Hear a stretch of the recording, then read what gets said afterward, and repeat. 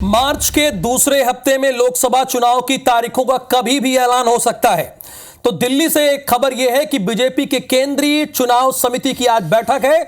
लोकसभा प्रत्याशियों के नामों पर मुहर लगेगी। छत्तीसगढ़ बीजेपी पहले चरण में 6 सीटों पर ऐलान कर सकती है। इसमें कोरबा है, बस्तर है, कांकेर है, राजनांदगांव है और महासमुंद है। ये ऐसी सीटें हैं जहां पर प्रत्याशियों की घोषणा भारतीय जनता पार्टी जल्द कर सकती है।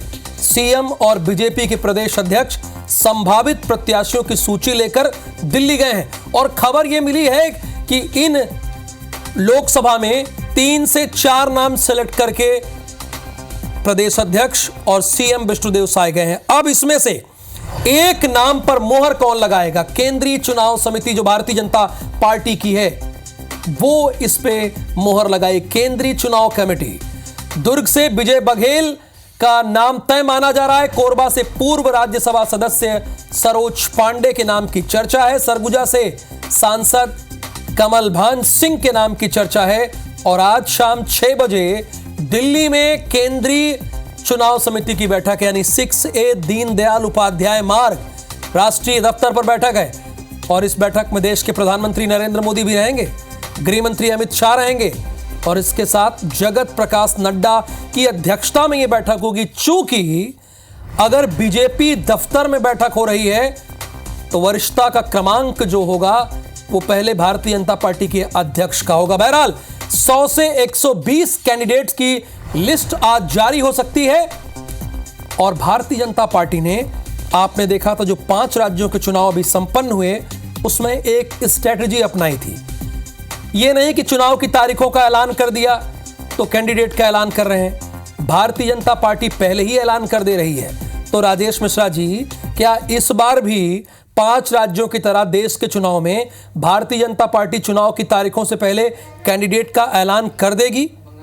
देखिए राहुल, जिस तरह से भारतीय जनता पार्टी की तैयारी चल रही है, जिस तरह से लगातार बैठकों का दौर चल रहा है, जिस तरह से प्रदेश के जितने बड़े नेता हैं वो इसको लेकर सक्रिय है। कल जिस तरह से प्रदेश चुनाव समिति की बैठक हुई और जो उस बैठक में जो जानकारी मिली उसमें यह हुआ है कि जितने 11 लोकसभा है उन 11 लोकसभा में जो संभावित प्रत्याशी उनकी सूची पूरी तैयार कर ली गई है। कहीं पे 2 प्रत्याशियों के नाम है, कहीं पे 3 प्रत्याशियों के नाम, उनकी पूरी सूची तैयार कर ली गई है। और जो संभाग के प्रभारी थे, तमाम जो लोग थे चुनाव समिति में जो लोग हैं और जिनको जिम्मेदारी दी गई है, संगठन के लोग हैं, प्रदेश अध्यक्ष, तमाम वहां के जो स्थानीय नेता हैं, उन तमाम नेताओं से ये विचार विमर्श किया गया है कि इन जो नाम आए संभावित नाम, उन संभावित नामों में से जिताऊ कैंडिडेट कौन होगा। उन सभी संभावित प्रत्याशियों की सूची लेकर अभी कुछ देर पहले ही मुख्यमंत्री विष्णुदेव साय, उप मुख्यमंत्री अरुण साव, विजय शर्मा और प्रदेश अध्यक्ष जो किरण सिंहदेव वो दिल्ली रवाना हुए हैं। आज शाम को 6 बजे दिल्ली में केंद्रीय चुनाव समिति की जब बैठक होगी उसमें प्रधानमंत्री नरेंद्र मोदी भी रहेंगे, गृह मंत्री अमित शाह रहेंगे, राष्ट्रीय अध्यक्ष जेपी नड्डा रहेंगे। इन सब की और जितने राष्ट्रीय नेता उन सब की उपस्थिति में, केंद्रीय चुनाव समिति की उपस्थिति में उन सूचियों को रखा जाएगा और हाईकमान तय करेगा कि इनमें से, इन संभावियों में से कौन सा प्रत्याशी है जो जीतने योग्य है, जिसमें राजनीतिक समीकरण भी देखा जाएगा, भौगोलिक समीकरण भी देखा जाएगा, जातिगत समीकरण भी देखा जाएगा।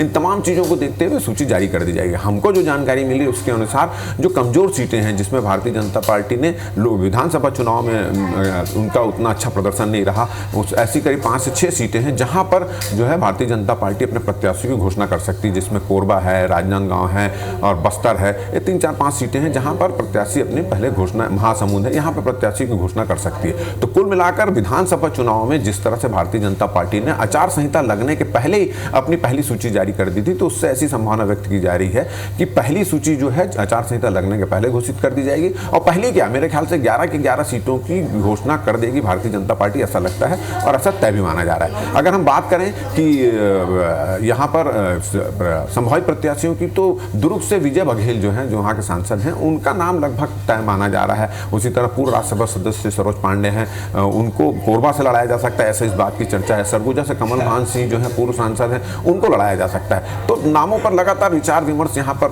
हो रहा है, हो चुका है। यहाँ पर एक लगभग संभावित सूची तैयार कर दी गई है। अब दिल्ली में जो राष्ट्रीय नेता बैठेंगे उनके सामने सूची रखी जाएगी और पूरा जो तय फैसला जो है वो राष्ट्रीय केंद्रीय चुनाव समिति और हाईकमान ही तय करेगा। जी अच्छा राजेश जी, चूंकि आप को ग्राउंड की खबर रहती है, जाहिर सी बात है सर्वे किया गया होगा, कैंडिडेट के बारे में पता किया गया होगा, तो एक सीट पर कितने कितने नाम लेकर यहाँ से किरण देव और सीएम जा रहे हैं दिल्ली?